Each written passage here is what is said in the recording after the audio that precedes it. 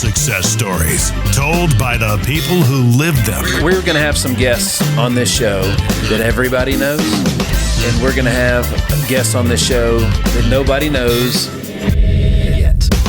One by one, Nick Hyder is adding hits to the Hitstreak. Blessings, folks. Welcome back to another episode of the Hitstreak. I'm your man, Nick Hyder, and I've got an extra special treat for you joining me in the Hit Lab today. Folks, if you're watching with us today, my attire today, I'm wearing a new gift on the top of my head in the form of my new favorite hat. And it replaces the hat that he gave me last year about this time. Folks, he's a history maker. He is the first coach in Little League baseball history to go back-to-back World Series appearances. And that's a three-peat last time I checked, the best kind, right? Folks, he is the head coach of the Nolensville Little League baseball team. Help me welcome Coach Randy Huth. Randy, you're a pro at this now. Welcome back. I don't know, man. I don't know if I'm a pro, but I'm glad to be here. Very glad to be here. Well, we got a lot to talk about, don't we? Yeah, man, we had a good summer. No kidding. And it's always it's no pressure, but now it's a fixture of our end of our summer now. It's what we do. We watch the Little League baseball team. We watch you guys, and we're cheering you on. Yeah, it's crazy. You know, people come up to me and say, I can't wait to see you on TV next year. And I'm like, oh, God, you know how hard it is to get that far, you know, but been fortunate enough to do it 3 years in a row. Well, so first question. It's always the most important one usually in these things, right? And I just got to ask, again, you're the first person to ever do it. So everybody's got to be wondering, what's it feel like? All the emotions and all the things that come along with that as the coach. Sure. You know, that place is magical. I mean, going to Williamsport, when you're a kid, first time you put on a uniform, you watch that stuff on TV and you think that, man, you want to go to Williamsport. And to do it one time is pretty much impossible. Most kids never, ever have the chance to go to Williamsport even one time. To do it twice is unheard of. And to do it 3 times had never been done before. So in 76-year history of Little League, no coach had ever done that before this year. So it's pretty special. And the feeling, man, it's like the first time every time, you know, and you get to see it through a new team's eyes each time that you go. You know, we had only 2 players return from last year to this year. So we had some veterans, but still you have 10 new kids that have never ever even seen those fields before. So you see it through their eyes for the first time, man. And it is just pure joy. You know, it's very special. That place is magic. I mean, and to put things in perspective, folks, so let's say a high school or a college coach, you know, or even at the major league level makes 3 appearances at the highest place they can go, whether it be the state tournament or a World Series. A lot of times they had a class that they rode that, you know, they went all 3 times. In Little League, it's 12 and under, yep. Right? 11 to 12-year-olds for the most part. So just like you just mentioned, last year in 22 you had 2 kids. They returned from 21, and in 23 we had 2 kids return from 22. It's incredible. It's absolutely incredible. Next year we have 0 kids returning. So they were all 12 this year. Well, obviously it's a reflection of the culture that you guys have created in Nolensville Little League, which, by the way, not that just because I live in Nolensville and it's the hometown team, I'm no stranger to youth baseball. You guys are just doing it better. You're giving the kids a better experience. It's more organized. Your social media presence and the ability you give the community the ability to be a part of it with you guys' efforts like that. It's incredible. Yeah, that's our goal. You know, I tell the kids all the time. You know, people aren't going to remember what we do as much as they're going to remember how we make them feel. And when we make our community and our friends and younger kids feel like they're a part of this, just like we are, they're going to latch onto that and they're going to be a part of it forever. It's not going to be a one and done thing. It's going to be, they're going to continue to follow us every single summer. They're going to look forward to this. They're going to build their schedules around it. You know, they're going to make sure their vacation is scheduled around whether they could go to Williamsport and watch us or not. You know, and that's kind of a cool thing. You know, we've really embraced the community and the community has really embraced us.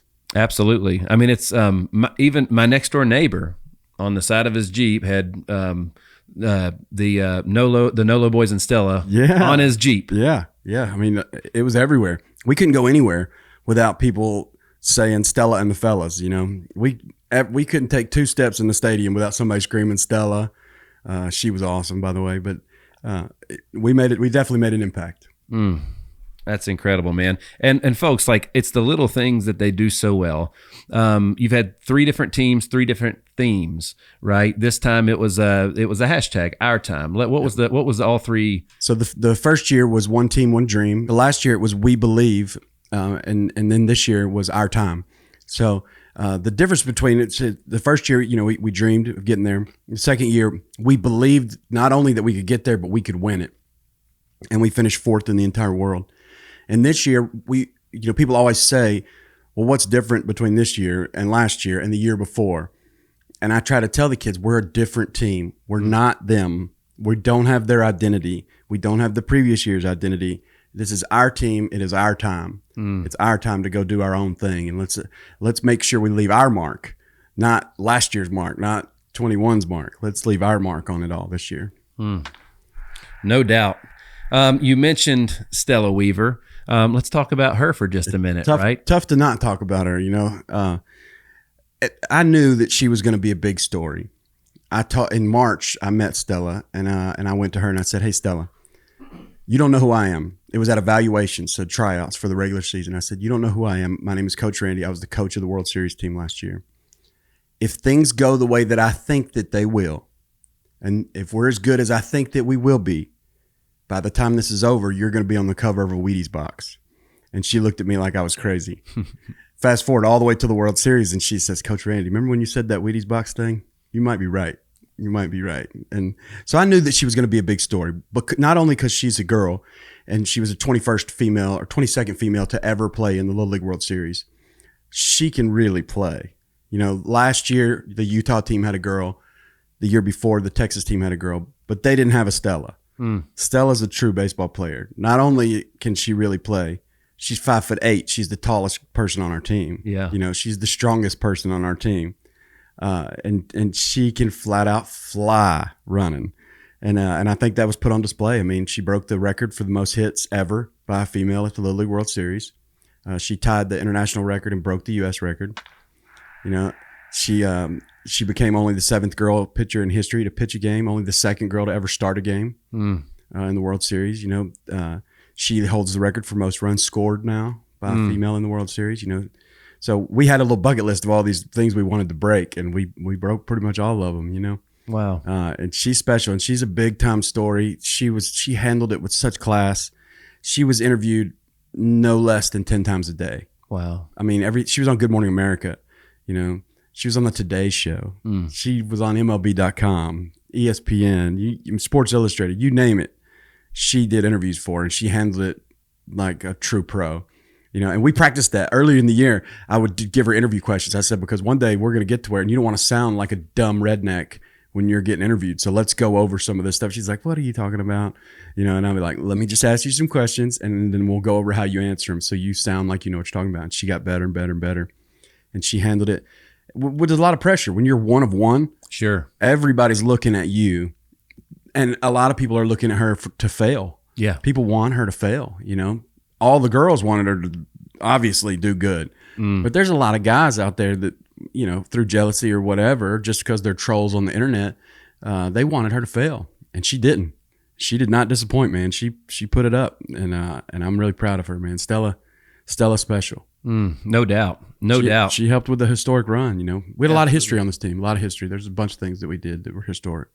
Well, one of the things that was so impressive to just me, an outsider looking in, and watching you guys scrimmage and play here when you guys were in town was, it could have been really easy for the other kids and the other parents to not handle that and look at that in the positive light that it actually is. Yeah, you're exactly right. We talked about that a lot early in the process, and I told from the parents' perspective, I had a parent meeting, and I said, "Look, no matter what Stella does, she's going to be a big story." I said, "Your kid might hit 3 home runs, and she might strike out 3 times, and they're still going to want to talk to her. That's just part of it. You either can handle that or you can't, and if you can't, then you probably don't need to be on this team." And when I talked to the boys, from day one, I said, "You need to be big brother, not little brother. You need to support and protect and have your sister's back. Don't be little brother that's jealous and angry and nitpicky and all that." Don't be that guy. Be the older brother. And they truly did, man. They really stepped up and embraced it. And never once, not even one time, did I hear a kid say anything about why is Stella getting to do this or why is Stella getting to do that. I mean, we were pretty clear about it. Right. But they handled it awesome. And she was just one of the dudes, man. Incredible. I mean, like, that's what I'm talking about with the culture and the preparation, and the baseball is amazing. The experience is amazing, but it's those little things that I know separates what you guys are doing in Nolensville, that program, versus the other ones. They just don't get that. Yeah, we set an expectation from day one, and I think that's huge. When you communicate clearly what the expectation is, and everybody knows it, then they have a chance to get on board, or they don't. And if they don't, they usually don't stick around. But the people that do embrace it and get on board with it and understand, this is my expectation, this is what you expect me to do, it always works. Right. And everybody has a clear understanding, from a player to a parent to everybody. And look what we've done. I mean, it's obviously a recipe for success. That's right. You mentioned some of the other historical things you guys accomplished this year. What were some of those? Yeah, so Nash Carter and Grayson May, they both played on 22's team as 11-year-olds, and then they were back on the 23 team. They became the 41st and 42nd players in the history of Little League to ever go back twice. Which is, think about that. In 76 years, yeah, there's only been 42 guys that do that. I mean, that's a lot of years and a ton of players. I like doing math on the air here. So hold on a minute. How many Little League players are there ballpark a year? So you got to think there's 6,500 leagues. Each league has an average of 500 kids. So how many? Hold on a minute. How many leagues? 6,500. So 6,500. Yeah. Right. Times 500. 500. Okay. That's how many total Little League kids there are average. 3.25 million. Yeah, and they're 2. So 2 of 3. That's like 0%. Yeah. That's a 0% chance of doing what they did. Wow. So it's pretty crazy for them to have that experience twice, which is really cool. And I'll tell you a story about them is, when we're getting ready to go, we take a 15-hour bus ride. Because you guys have to pass back by home. Oh yeah, it's terrible. It's terrible. But it's a long bus ride of just 3 coaches and 12 kids. And trying to keep them occupied. But during that trip, Nash and Grayson had the entire team practice signing their autographs, because they told them, you're going to sign your autograph 1,000,000 times when we get there. So they're all back there just practicing, critiquing, how's mine? How's yours? Does mine look good? Do I look like a pro? And I thought that's pretty funny, that they're one, that they had the knowledge and the thought process to actually say, guys, practice signing your autograph. Who would have thought that, That's right. But two, it's just cool to see that those kids were back there trying, because they don't really teach cursive much anymore. That's right. So most of these kids just print their name. Well, that don't really work when you're signing autographs. You don't want to look like you're a kindergartner. So they all practice their signatures and writing their number beside their name. And I thought that was pretty cool. But yeah, but that history was definitely made with her. I mean, with those two, the history was made with Stella. History with me being the first coach to ever go 3 times. We're also only the second league to ever make it 3 times in a row. The last time that was done was in the 60s. And a league went 3 times in a row from Saudi Arabia, although they had a different manager, so the manager didn't go back 3 times, but the league actually did. So we had a pretty historic run with things that don't normally happen every year. We were also, so on the American side, there's 10 teams that make it to the World Series. None of those leagues, their league or their team, none of them have ever been to the Little League World Series in history. So we were the only one, and we've been there 5 times. Wow. On the international side, Curacao was back for the 2nd year in a row. They had been back the year before, and all those other leagues had not been there before. So wow. So that was pretty cool. Being, we were definitely the veteran of the bunch. Absolutely. When we had the coaches meeting, they said Nick, the guy who's in charge of Little League, he was introducing everybody, and he said, "And if you guys need to know where to eat or where to go or what to do, just ask Randy," because I've been there before. So a ton of history on this team. We broke some records. We set a lot of historic feats, and I think that our team will be remembered forever because of the success that we had and our success in our league. Well, let's talk about your. You had an impeccable coaching staff.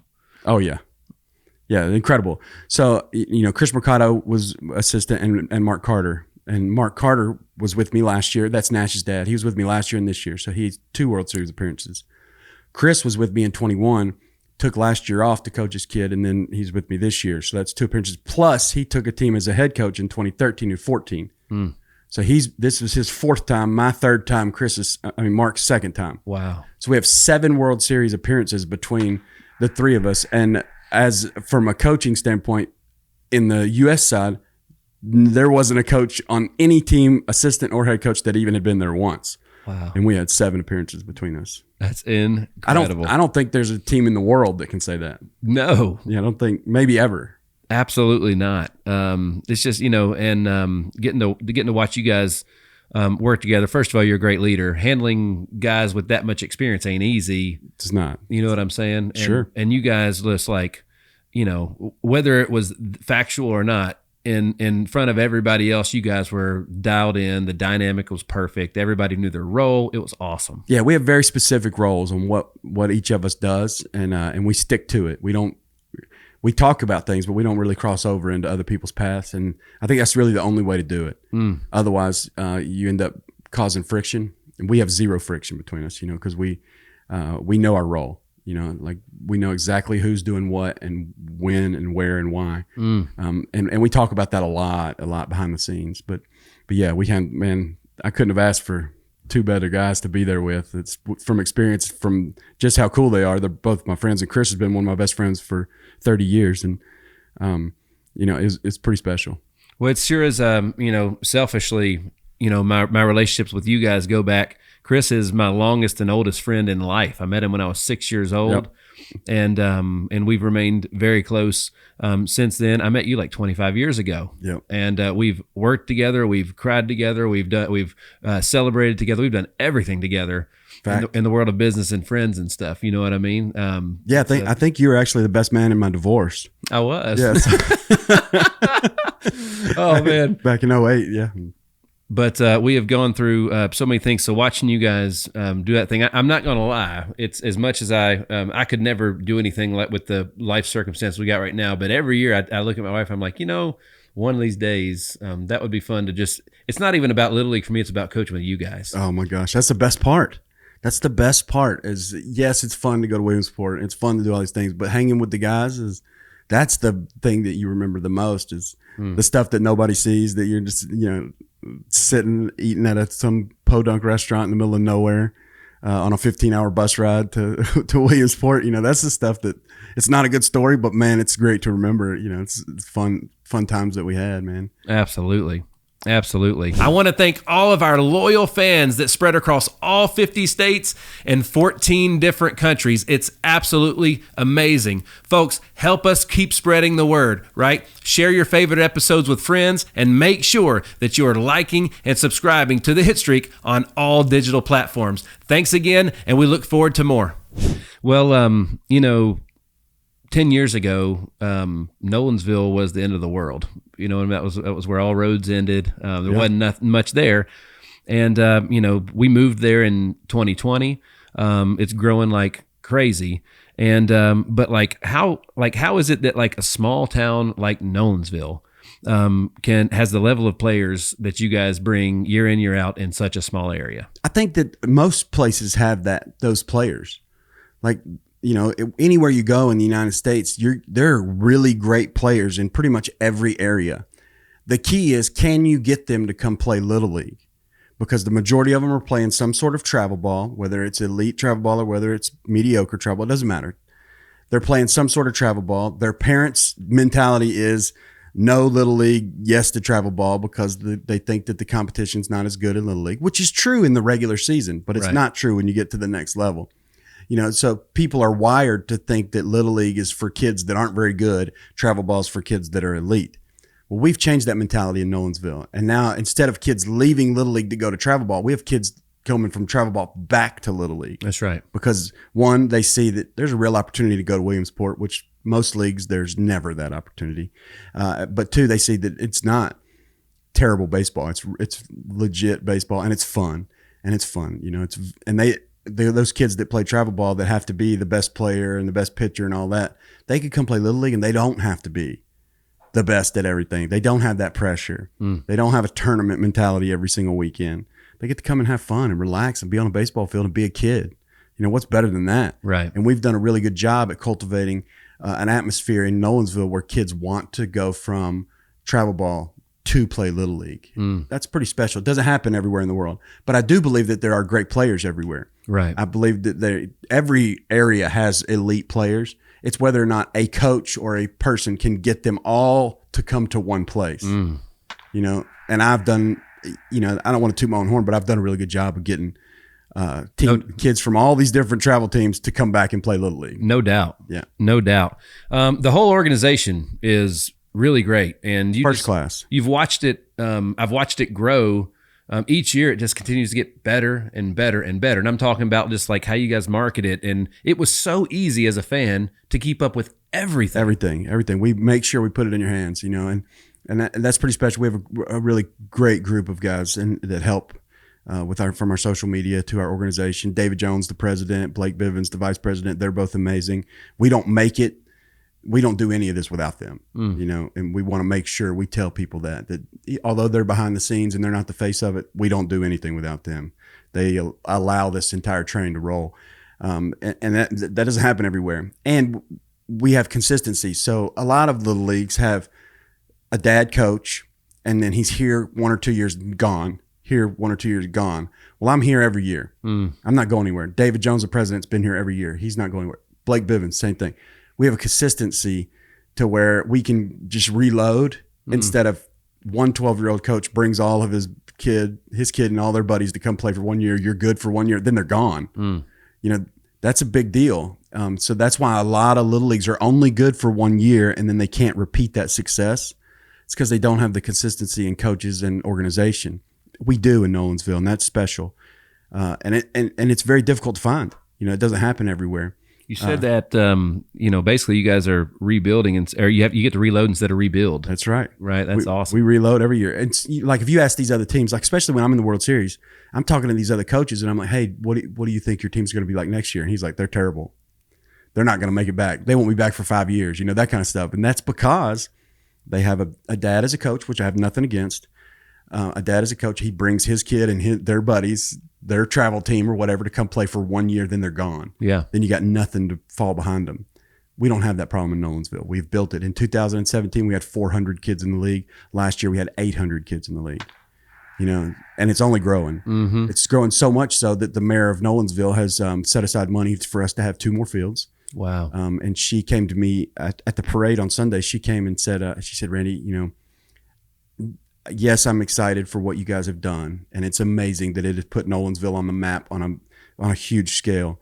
But she said the economic impact that this league has on this town is what most people don't realize, and that is a massive amount. And that's pretty cool. I mean, agreed. Yes, we have the emotional and the press and all the media and all that fun stuff that goes along with putting Nolensville out there and us being on TV. But to also have an impact economically on a local level, well, what else is better than that? You know? So before we continue more about the community and the parades and all those things that you guys came home to and all the support you had getting going and all the you guys had a laundry list of sponsors that was a mile long. I wanted to make sure so the difference between what you were talking about with having the dad coach that, you know, his kid ages out and he takes his dad on, you know, neither you or Chris had a son on the team. Nope. And, you know, I think it's really important that we talk about your family legacy here because it's unheard of and it's 100% special. It's literally a unicorn thing. Yeah.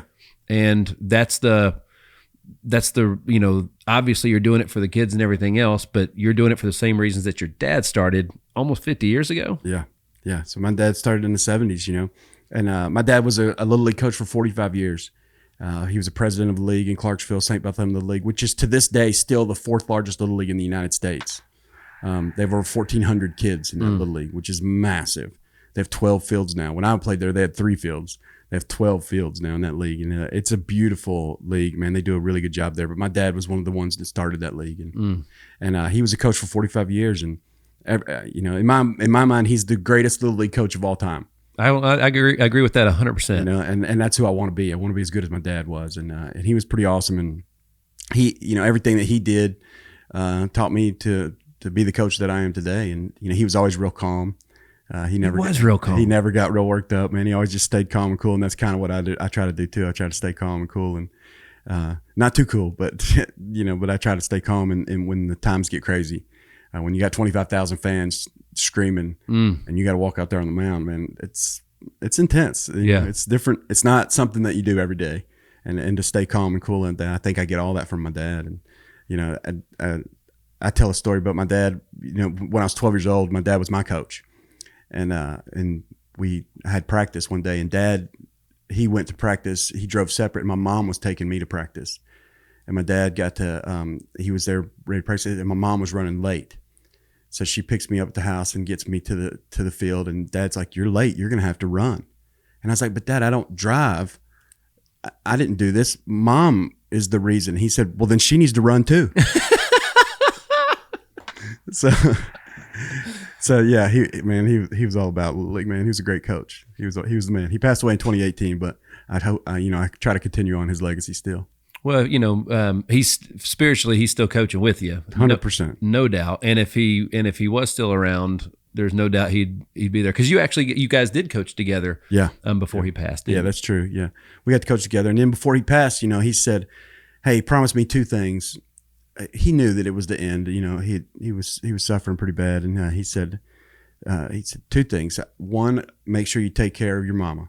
And I was like, golly, that's a big task. You know what I mean? I was like, do you know who she is? You know, and he's like, you know, we laugh about it, but I said, I promise. And he said, and the second thing is, I want my ashes put in Williamsport.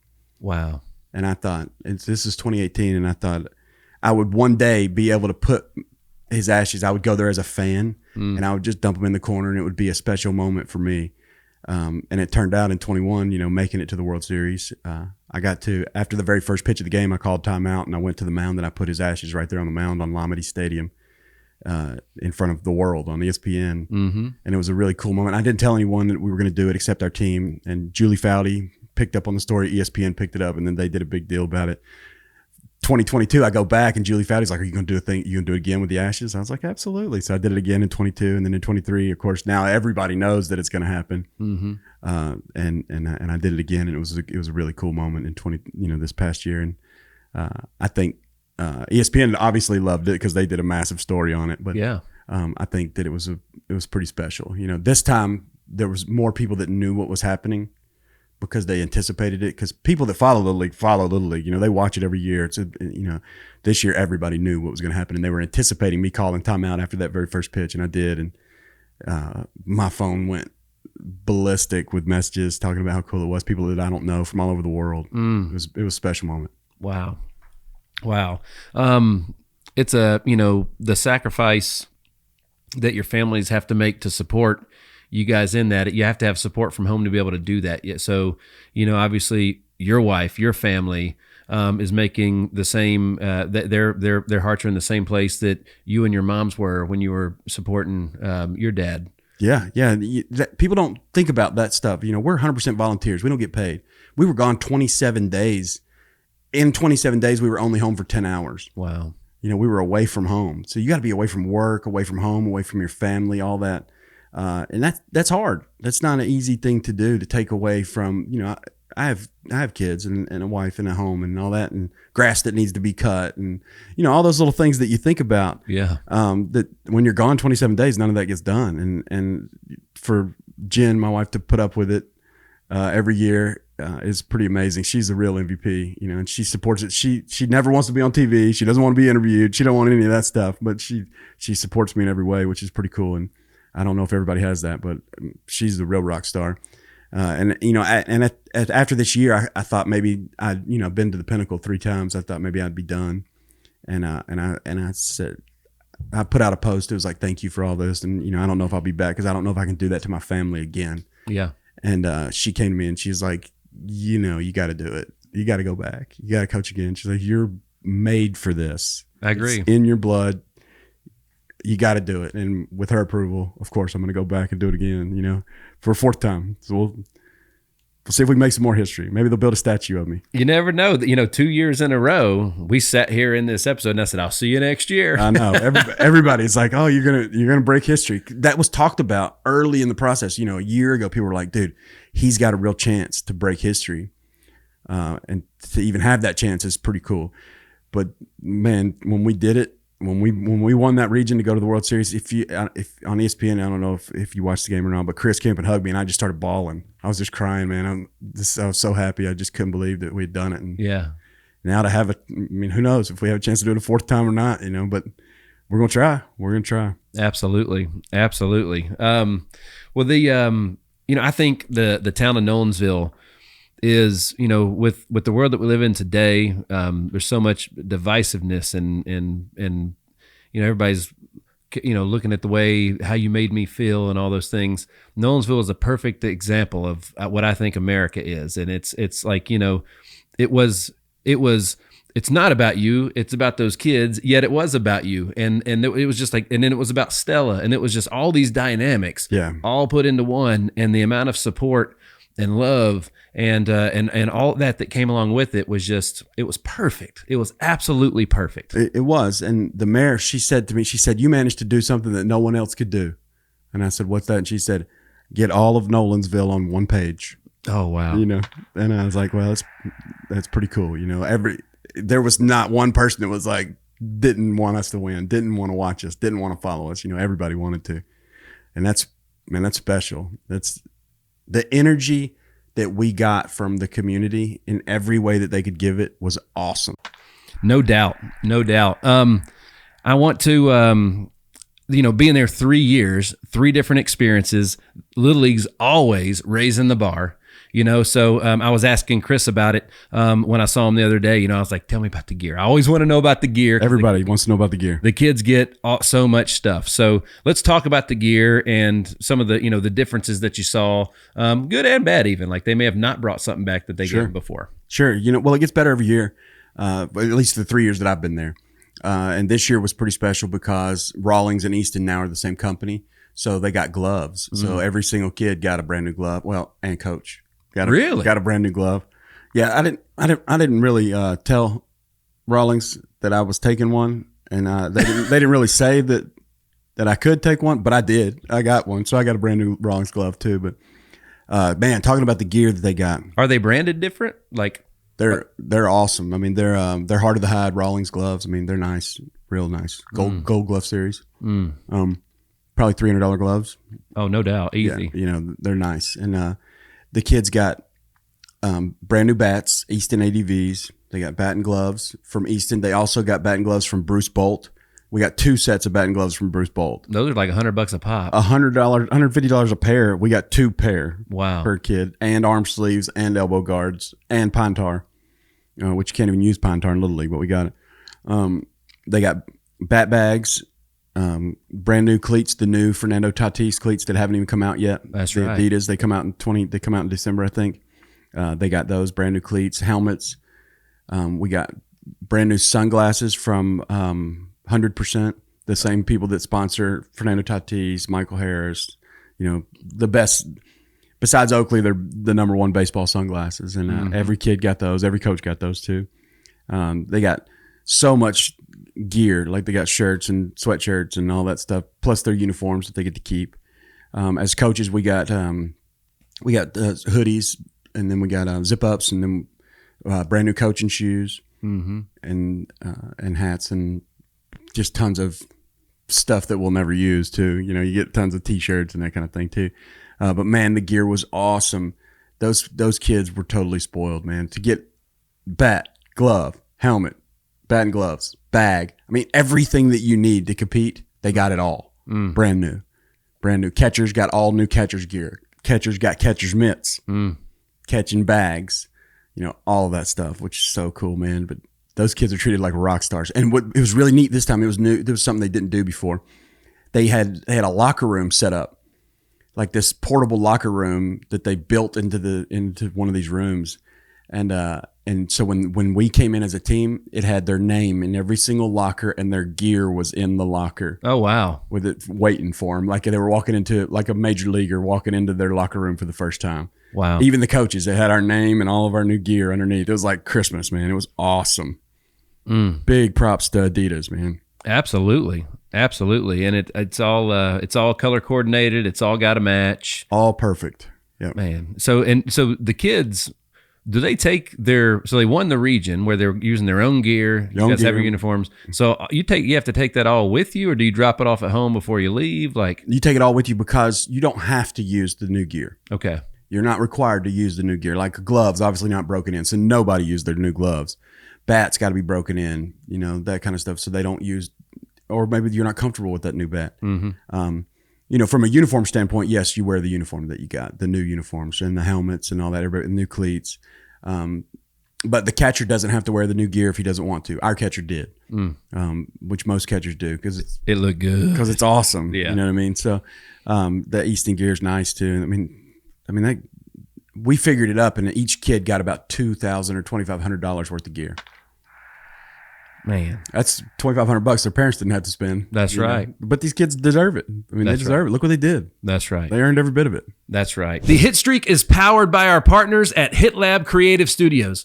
Whether it's launching your brand new podcast, rebranding your current podcast, or taking advantage of any of their other content packages specifically for your social media needs, the Hit Lab is a one-stop shop for you. Visit hitlabstudio.com for more. What else was you guys did some really cool stuff out there. Very cool stuff. Like, we got to do some things that we had never done before this year, which was really cool. Like in Williamsport, there's what's called the original field. And that's where the very first Little League ever played. So that's Little League number 1, played at the original field. The first 12 World Series were played there. If you watch the movie Perfect Game, where the kid from Monterrey, Mexico, throws the perfect game in that, he pitched it on that mound. Okay. So that's not Lamedy Stadium where World Series is now. That's called the original field. Well, did they just outgrow that field? Happened? It's real small. It's awesome though. But it has a ton of history. Ty Cobb threw out a first pitch there. Cy Young threw out a first pitch there. Wow. Like legitimate, historical figures have been on that field. It's really a ton of history, and it's really cool. It's old. It hadn't been modified or rebuilt or rehabbed at all since then. It still looks the field's nice, but the surroundings, it's the old stands and bleachers and building, and the dugouts are teeny. But man, it's awesome. In the first 2 years, we didn't get to go out there. Little League and the original field don't have a great relationship for whatever reason. I don't know what that is. So we weren't allowed to go there. Well, this year we're going no matter what. And we took the team over there and had a practice on that field. So the kids got to actually practice on the original Little League field, that the first Little League game, man, the first World Series, the first all was ever played. Wow. And our team got to practice on it. I played, and I put on the glove and got out in the outfield and played. And Chris did, and Mark did. We all got out there and played just so we could say that we had played on the original Little League field. You have to. It was so cool, man. It has its own little museum there. We got to go in the museum, and the curator of the museum, he was an amazing guy. His name was Jim, and he was he's a beautiful man, and it touched his heart that we wanted to come play on that field. Apparently, teams don't do that. That's something that there hasn't been in a long time because the relationship between Little League and the original field are fractured somehow. But he was so touched by it. He was in tears, and he talked to our team, and he was just so passionate, and you could just feel, and he loved it, and he had us sign a baseball to put in that museum. Oh, wow. So that's not the Little League museum. That's the original field museum, and that's something different. And so our baseball, with all of our signatures on it, will be there forever, man. And that I'll tell you, the passion that guy had talking about that field will get you. Everybody just had chills, man. It was just so cool listening to the history and the feel. The first concession stand ever, they took that building and moved it, and it's there. You could see the original building. Wow. The first scorekeeper's bench ever in the league is still there. It reminds me of the Field of Dreams and how Major League Baseball built one that they play on today next to it in Iowa. You know what I mean? That's kind of what when you're describing it, that's what I'm thinking. It's that cool. It is that magical when you're out there. And it's not the greatest playing surface. It's not the greatest field. It's still a locally owned field it's nice. But just to be on that field and know what else has happened on that field. I mean, Billy Martin threw the first no-hitter ever in the League Series history there. You know, that's pretty rad. Yeah. To be on that same field and stand on that same mound and absolutely and be able to cut up with the team out there was just magic, man. There's so much good energy there. It's like, if you're a baseball fan and you're in Williamsport, it is impossible to not have the greatest time of your life. Wow. I mean, the only other place comparable is maybe Cooperstown, you know, just being at the Hall of Fame. But it is, golly, it's so cool. Man, see, I get the bug every year when I talk to you. Oh, now I want to go back, you know, just to do it again, just because now I'm like, man, I can't wait to give this experience to someone else. Yeah. The experiences I've had the past 3 years, I want to make sure to give that. I want other kids to have that experience. Absolutely. Because it's something that you just can't replace. That there's no other place like it. I mean, you got to think, even in the MLB, to make it to the World Series and play the World Series, you got to be in the top 2 of 30 teams. Well, to be in the World Series in the Little League, you got to be in the top 10 of 6,500 leagues to get there. Right. Like, you know, in the NCAA, to make it to Omaha, you got to be in the top 8 teams out of 150 colleges. Right. I'm talking about being in the top 10 of 6,500 to get there. It's the hardest thing to do in all of sports. Absolutely. There's nothing that compares to it. And to get there, man, it's rad.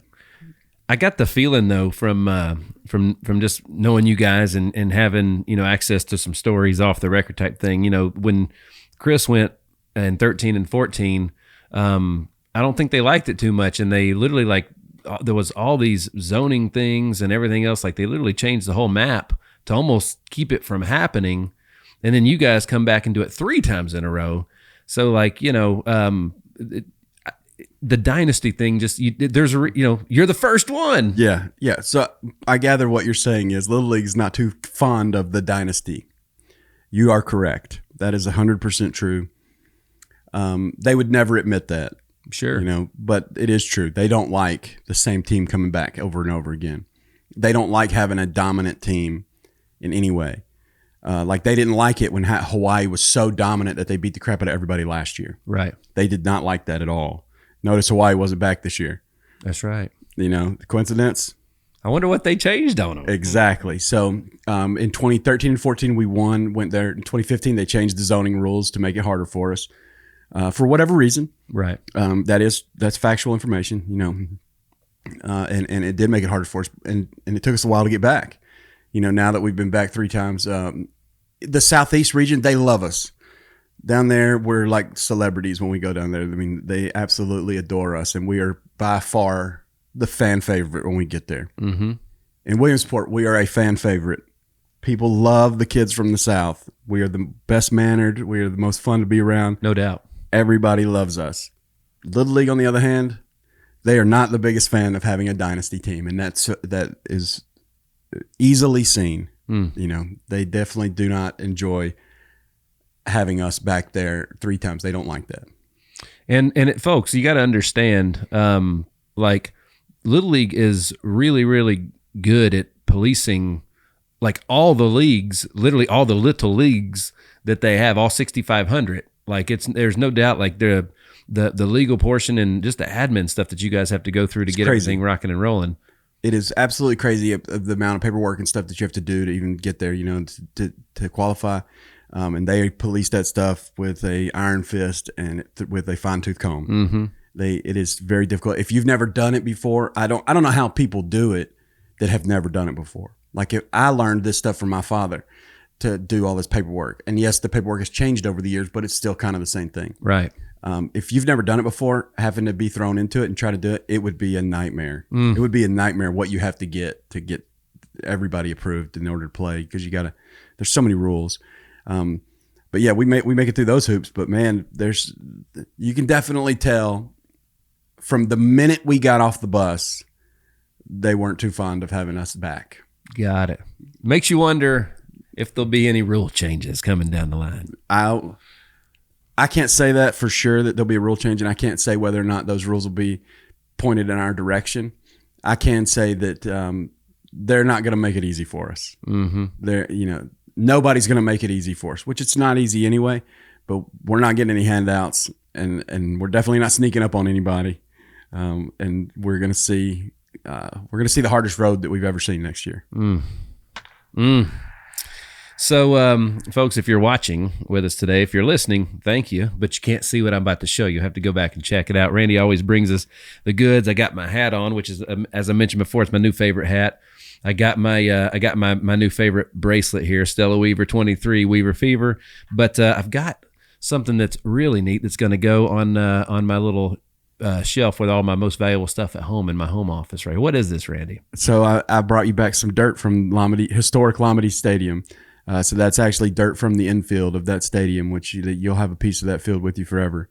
And to have a piece of that is truly a piece of history. Absolutely. You know, if you think about all the things and all the major league players that have played in the Little League World Series, all of the cool moments, all of the historic moments that you see every single summer when they replay the Monet Davis things of the world, you know, the Kirkland, Washington in 1981, and those kind of things that you see, those historic moments. Well, that's a piece of that inside that jar right there.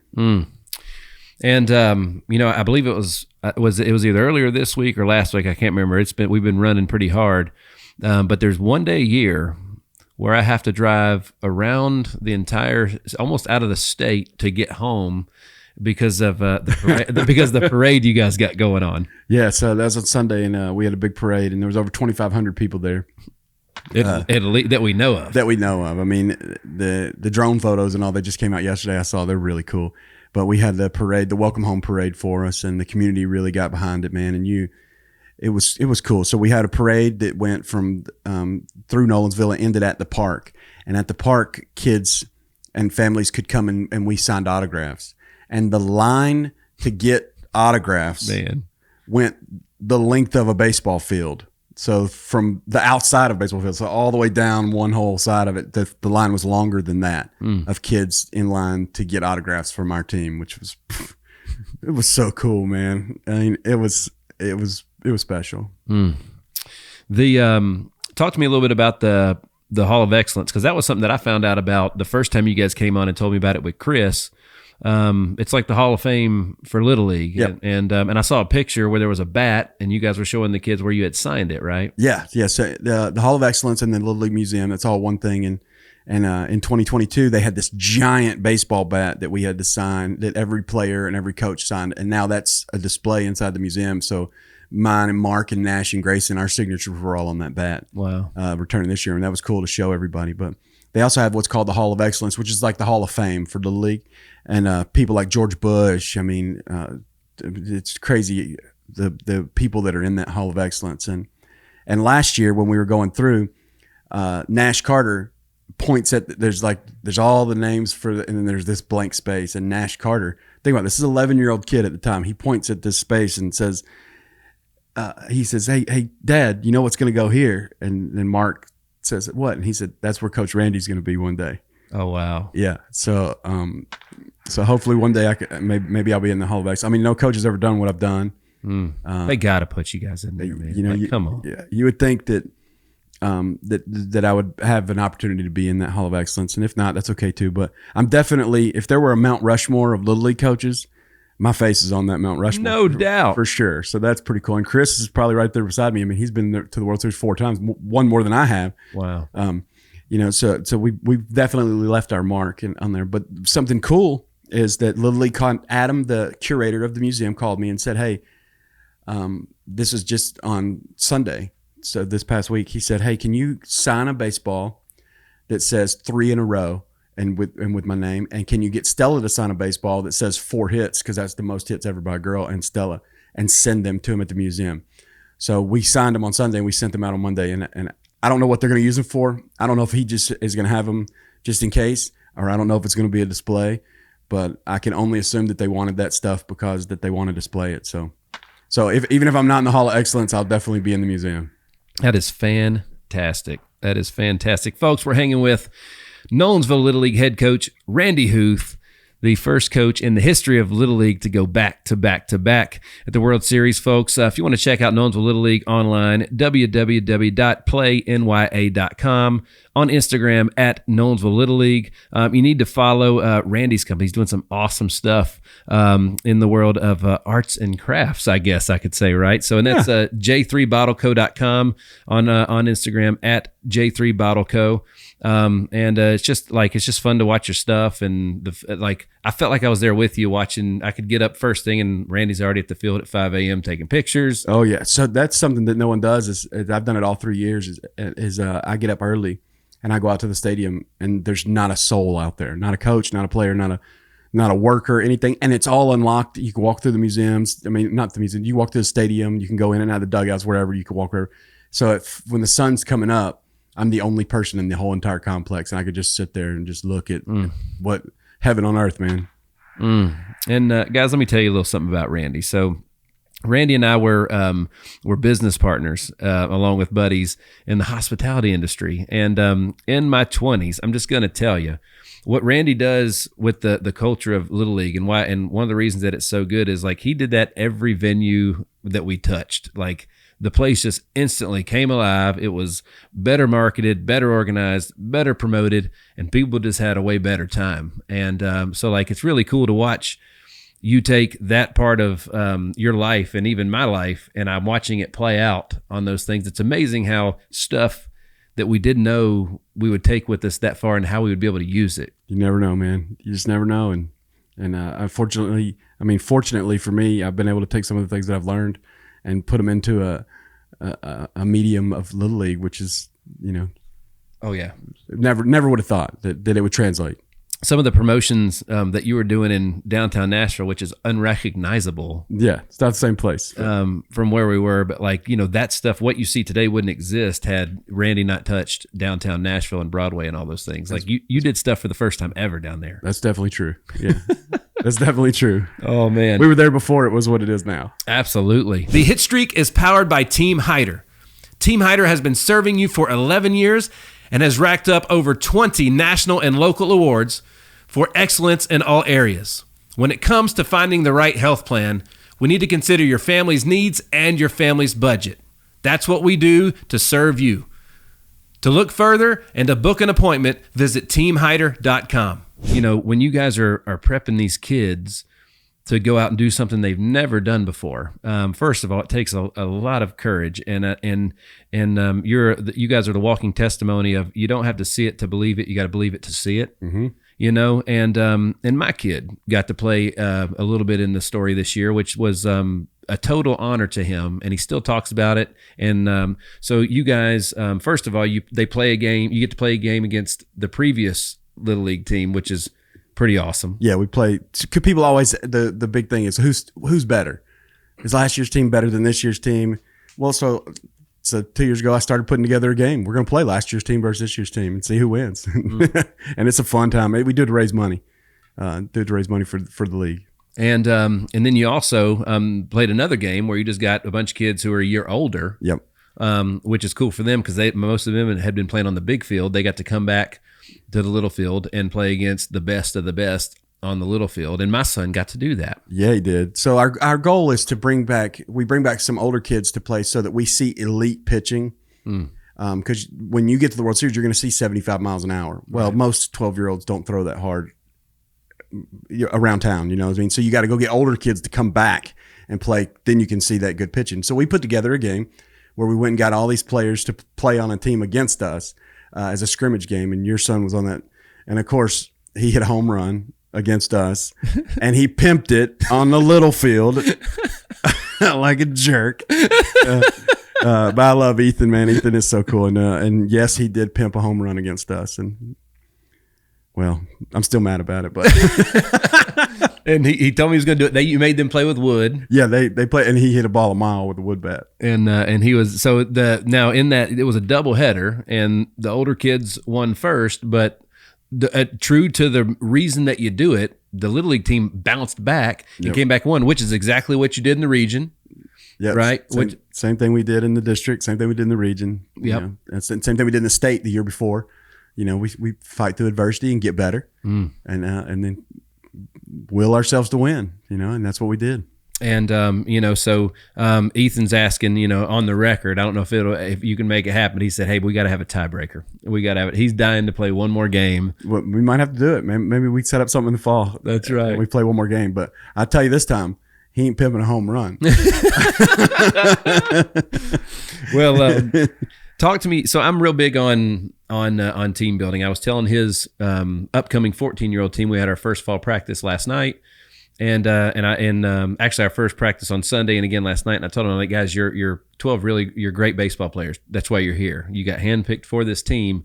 However, you're not a team. You're 12 great players that are strangers that don't know how to play together. I have from now until next May to get them ready to rock and roll. You guys don't have that amount of time to bring all this together, develop that culture. I'm just curious. I've never asked you this question. What are, like, you guys are always eating out, doing stuff. What are some of the things you guys do together on and off the baseball field to bring these families and these kids together? Yeah, so we try to create a community, and we do that in a bunch of ways. But we practice. Yes, that's part of the baseball game. But we try to do stuff outside of the baseball in order to. I tell the kids at the beginning, I was like, you're gonna have to love your teammates. You got to love them. You got to love being around them. You got to love playing for them. You got to love being on this team more than you care about yourself. You got to want your teammates to do better than you want yourself to do. And that's important. So we start from day one. So we only get like 5 or 6 weeks in order to get that team ready. So from day one, after the first practice, we go eat together. When it came to the state tournament, I rent a cabin for the team, and we stayed in a cabin together. No parents, no siblings, no moms, no dads, no nothing. Just the coaches and the players, and we stayed in there that whole tournament in that cabin. We take them to the games, take them back, take them to practice, take them back. And they got to spend that time. And every single night we do team building. We sit around the fire, sit around a campfire, and we talk about each other. And we do little exercises where, hey, I want you to go around, and everybody has to say something good about so and so. And then we do the next person. You got to go say something good about them. And you got a reason you want to be their teammate. Why do you want to be on this team? We talk about all that stuff, which most teams don't talk. They just go play. We talk about all that stuff, man. And we make sure that it's a true community. And these kids, by the time they take that field, they love each other. They love being on this team, and they don't ever want it to end. I was so impressed with just watching, that scrimmage that my son played in. The hardest part is the communication. They don't know, if you don't know your, how fast your teammate is or his arm strength or his range, you don't know how to position yourself to complete a play. And honestly, man, I don't know why I was blown away. I know the quality coaching they're getting, but it's just when you see it done in that short amount of time, I just know how hard it is. We had a great 13-year-old team last year, and the kids didn't really learn to play together until like the last month. So this year it was super important to me. Like, when we're handling that, that's first piece of business is making this. We're family for the next 10 months. You got to be, and it takes not just the player, but it does take the families, man. And they got to all be on the same page, and they got to all want the same goal. And if not, then it doesn't work, And we've been very fortunate. We set that expectation early, and if they're not on board, then they usually take themselves out of that equation, But man, having those kids and doing all the team building things that we do. That's really the most fun part of it all is learning these kids and learning what makes each kid tick, because every kid's different. Have you guys ever been asked by Little League or other Little League organizations to, like, you guys have basically written a handbook that should be published and used by Little League on how to involve the community and all those things? I just don't know how you could do it any better. I'll find out next year. But, has anybody ever asked you guys about something like that? So, yeah, they brought me into Williamsport and they made me what's called a diamond leader. And where I tell about some of the things that I do. And now every Little League coach has access to those videos and there's like, I don't want to say quizzes, but it's like a class kind of that you can go to, a seminar kind of, and I'm part of that. And I talk about my take on how I get the community involved and how I deal with kids. And so coaches can go out there and watch those videos. And gotcha. And I was one of the ones chosen to do that, which was a pretty big honor. Absolutely. And, dude, is there anything else, like, for all the folks, it's just all we see is what's televised and what you guys have the ability to share, and that's just a fraction, I'm sure, of so much of it. Like I didn't know about the cabin at the state tournament, which is brilliant. Which means, so you and two other grown men are raising 12 kids. If you add the state tournament and all that stuff, how long actually is it? It's longer than 27 days, right? Oh yeah. If you count all that, man, it's easily 2 months. Wow. Wow, and the kids that you coached in the past, you're still in touch with them. All of them. I saw you going to the middle school games this past spring for last year's guys and everything. Yeah, I stay in touch with all those kids, man, and that's special to me. That just tells you what kind of coach you are, is by if they want to continue to have a relationship with you after that, because that means that you had an impact on their life, and one day I'll be able to go to their weddings and go see their kids being born, that kind of stuff, Absolutely. But we have a bond that very few people have because of the past that we took all the way to the World Series. That's a pretty special event that you do together. Right. And so all those kids, I still stay in touch with them, and I go support them every chance I get. And whether I go to their football games too, I go to their basketball games. Last year I sat through some terrible middle school basketball games, but man, I loved every minute of it. Absolutely. Just to be there for those guys.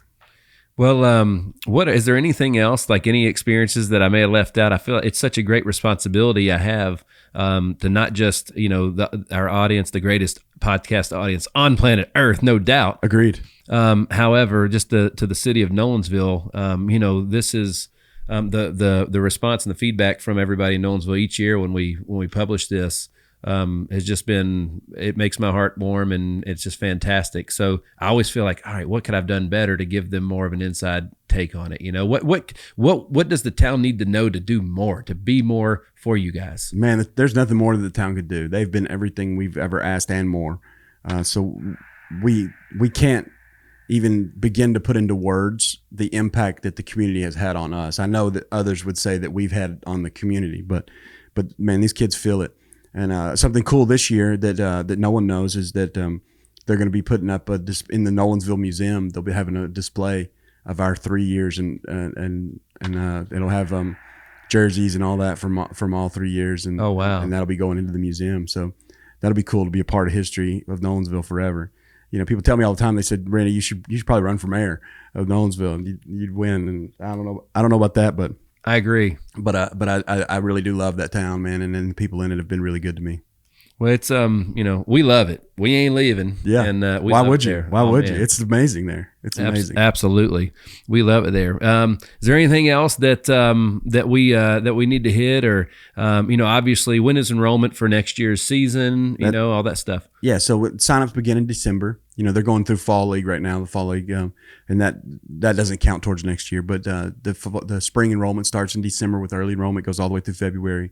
And hopefully we can continue to grow. Our goal is, not just to be in the World Series. That is fun, and I like that, and I enjoy that part of it. Yes, because that was a dream of mine, just like it is a dream of a bunch of kids. But my goal is to build the league. I don't just want to go to the World Series. I want to grow the league of kids that want to play baseball because they want to play baseball, not because they're the best players in the world.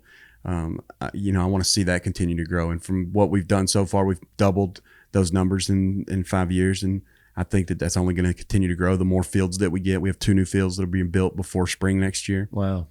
So that'll that will give us 8 fields instead of just 6. So we're going to have more room. That means more kids. That means more opportunity, and a better chance to grow more of the game. We want to be we love what we do, but we also have to remember we're ambassadors for the game of baseball. And we have to keep that in mind. And there are little kids that look up to us, and little kids that want to be what our kids were on these teams. And we have to always be cognizant of that and keep that in mind, and continue to grow the game from an ambassador standpoint. It's incredible, man. All those each one of those 12 kids from all 3 teams. It's just it's inspirational to watch them do it, how they handle themselves. Amazing. Just such class, man. Polished is the word that comes to mind. They are. It is crazy how good the game is. It's crazy how good of baseball it is. It's not, when you think of rec league baseball, you think of terrible baseball. That's not what it is. It's fast. It's fast. It is clean. It's high energy. It is very, very fun. It's the best baseball that you could ever see on a small field. just watching Lil Carter at short, and like he never looked like he had pressure. Every play looked like it was easy, but it was so fast. Like one little boot or one extra step, and they're safe. 60-foot bases, man. People can get down that line fast, and Nash Carter, man, is a brilliant shortstop. He will be the starting shortstop for Vanderbilt one day. You've had like each year you've been so strong up the middle. I had the best shortstop all 3 years in the tournament, and that's factual information. So based off statistics, I've had the best shortstop in the World Series 3 years in a row. And what's cool about that is the first year we had Ryan Pearson, which we call him the scientist. He was our shortstop, and William Satinoff was the second baseman. In 22, William Satinoff moved over to short. Nash Carter became the second baseman. And then this year, Nash Carter moved over to shortstop, and he was our shortstop this year. So that's right. So that's kind of been a neat little thing, is the way that's followed. But man, those kids are good. They are real. Absolutely. And Ethan had two former teammates on your team last year, and he had one this year, and then a little brother of a teammate on the team this year. So it was Chadwick and T-Rex on last year's team, old Trent McNeil, and then this year Jackson Tabor is a fellow teammate, and then Turner Blaylock was the little brother of a teammate. And let me tell you, man, I love the Blaylocks are one of my favorite peoples. Like they're awesome, man. Dude, that whole family's great, and Turner's a good player. And if he grows to be the size of his dad and his older brother, he's going to be a monster. Turner has I always tell his dad, I'm like, that's the sweetest swing. He's got a sweet lefty swing, man. That kid can play. He's a good player. I love it. It's just cool watching kids that and families and watching the parents in the stands. Every time they'd show the stands, we were looking for them, and it's just such a cool thing to do that. And I know those families, and I know the impact that it makes on the entire family, them being gone that long. They're an experience too. They're part of it just as much as we are part of it. They live it every day just like we live it every day. So although you see the players on the field, man, the families are going through that, all the same emotions and all the same stuff, just like they are, man. That's what's really cool. That's right. It's unbelievable. It's just it's a beautiful thing, especially in the world that we see today. It's a bright spot, and it's just for me, it's a sign of hope. Yeah, I mean, if you can't get behind Little League baseball, then you're gonna have a tough time getting behind anything. I agree. Well, man, is there anything else that we owe the audience today? I mean, it's just congratulations to you guys. I mean, just gratitude. We want to show so much gratitude for all the people that support us and watch us and love us and send us good messages and good vibes and donate money and all those kind of things, man. That's really special. Last but not least, I know you guys are in a string of public appearances right now. Yeah. This we're shooting this today. The episode comes out next Tuesday, right? So it's literally like 4 days away. And tell me a little bit about what you guys got coming up on the calendar or anything. Where can we find you guys? Oh man, we're everywhere. So like the Rose Bowl parade, Macy's parade. You never know. But appearances that we have so far, we're doing a bunch of radio appearances, but we have the Preds, the Titans, Vanderbilt baseball, Vanderbilt basketball, Vanderbilt football. We'll go to do appearances at all of those. The Bristol NASCAR, plus the Christmas parades around here. We'll be in those, and so we get to go to the governor, meet the governor, hang out with the governor one day. That's going to be neat, And then obviously all the city councils. So the Franklin, Brentwood, Nolensville City Council they'll give us some kind of award at all those. So altogether, it's like 40 events that these kids got to go do, appearances where they have to go smile and get some kind of award, Wow. How cool is that, man? It's unbelievable. They're also getting those guys are, when you're looking to recruit or hire for anything later, you're looking for that polished individual, and those kids get it at such a young age. Yeah. I'm still working on getting polished. Stays with them forever. That's right. Stays with them forever, man. It's something that will carry on. I mean, look at someone like Monet Davis. She works in the front office for the Dodgers now. Yeah. She would never have done that if she wouldn't have pitched in the World Series in 2013, That's right. So you just never know. The Hit Streak is powered by Rack Financial. When it comes to your credit card merchant processing, Rack Financial is efficient, reliable, and trusted. At the end of the day, when it comes to processing your credit card payments, they make it simple, the way it's supposed to be. Check out Rack Financial. Oh, I did have one more question before I forget. I ask a lot of people about the Little League, Big League game. So let's make sure everybody understands what that is, because like it's an actual game that counts, right? All this happens. Where is it played at? It's played at the Crosscutters minor league stadium. So the Williamsport Crosscutters, which a crosscutter is somebody that cuts wood. Mm-hmm. I learned this. I didn't know that. I didn't know that either. But so like a lumberjack. And that's where the minor league stadium is. And Little League came in and put millions of dollars in that stadium to get it up to code to major league standards a few years ago. And now during the Little League World Series every year, they have a MLB game, which is called the Little League MLB Classic. And all of the players for the World Series get to go, and their families get to go and watch that game. And it's really cool. We get to meet all the players. It's just a really cool time. I mean, the Phillies were in it this year, and so we got to meet Bryce Harper and Real Muto and those guys, man. And they were, you don't realize how big those dudes are, man. It's crazy. I mean, Kyle Schwarber might be 5'11" or whatever, but he's 5'11" wide too. That's right. Those guys are monsters. And hanging out with those guys was really cool. We got to play ping pong with them. And, oh, wow. And that was fun. And go sit at that game. We were in the front row, So I've got to do that 3 years in a row, which was really cool. How do they pick the teams that play in that? I don't know, but next year the Yankees are in it. So really, yeah, next year the Yankees. So I might be making my coaching debut, fellas. So, that's your team. So the Yankees will be there next year, which will be really cool. Wow. It was, it's something that you hear about, but, and you see the highlights of it. Like this year, the big thing you saw was the bats, all the custom bats the guys had. Yeah, because they can step for that game. They can step outside of the normal code of conduct for MLB. So they have like Crayola crayon bats, or, like Bryce Harper's bat was painted like the Philly, the mascot. So you get to see a lot of cool stuff. And then they give all those bats away or auction them off. Wow. For charities. It's beautiful. It's beautiful.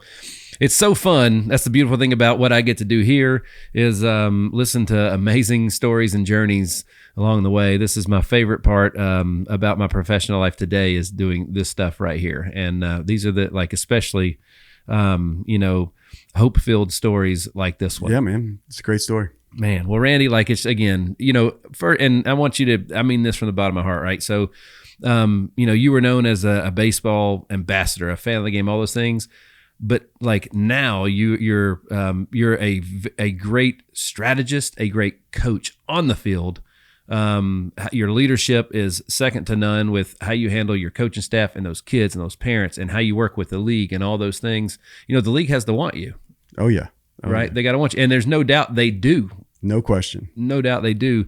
But you've established yourself as no doubt as a great baseball mind, not just a great ambassador, but a true coach, man, a true coach, one that gets it done on the field and off. And it's awesome, dude. I'm proud of you, man. Thank you, man. I appreciate that. Everybody's so proud of you. Coming from another coach, that means a lot, Absolutely. And I did. I got to play at a high level, and I had the best coaches ever.